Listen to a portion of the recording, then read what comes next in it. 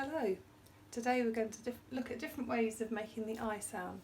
So you've got your paper and pencil ready, so can you write down the I sound with IGH, the I sound with IE, split digraph IE, and then there's I on its own and Y on its own.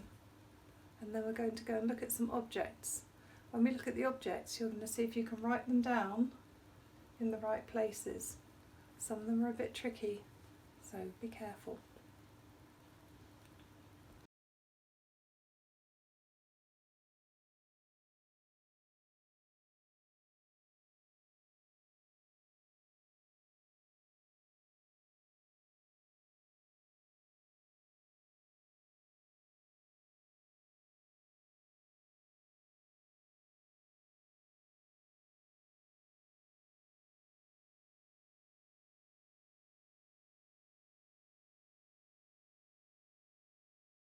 So, how did you get on? Did you see them all?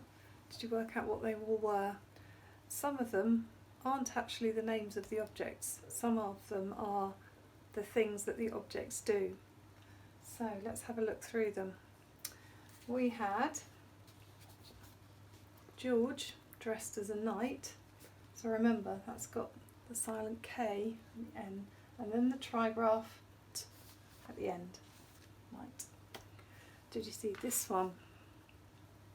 It's not a real egg, it's a magnet, but it's fried.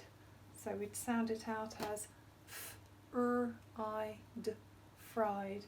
It's here. Did you see number 5? F-I-v-5, and it's written here. And then there was the month of July, which you need to remember has a capital letter because it's the name of a month. And what about this one? It's used in a light, but it's a light bulb, so we can write light. So all-I-t, light. I'll write it here.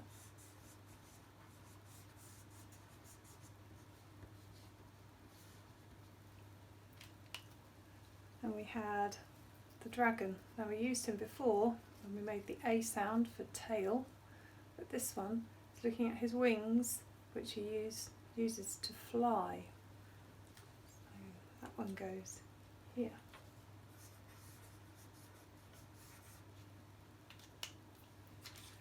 Then there were these two dice. Where do they go? Here.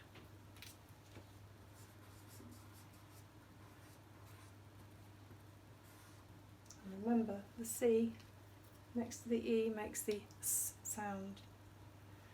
Then there was this famous character, Buzz Lightyear.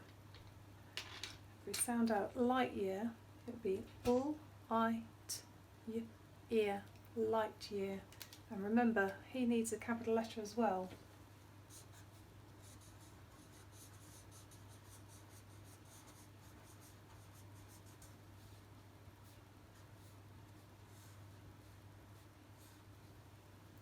Then there were these 3 very special children.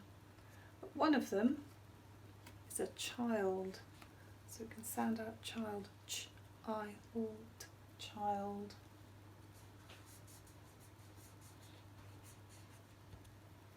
So those are all the objects. But now, this time, I thought I'd give you a challenge, and it is quite tricky. I'm going to give you 3 words up here.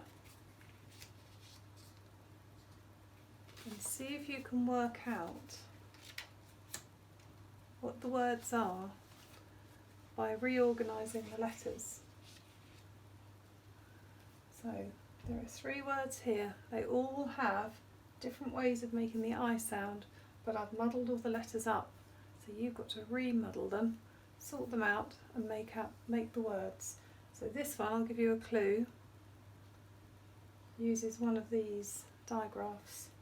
This one uses one of these, and this one also uses one of these. Now when you've worked them out, You see if you can maybe email or put a message on Studybugs or our class blog and see if you can tell me what the words were. Good luck.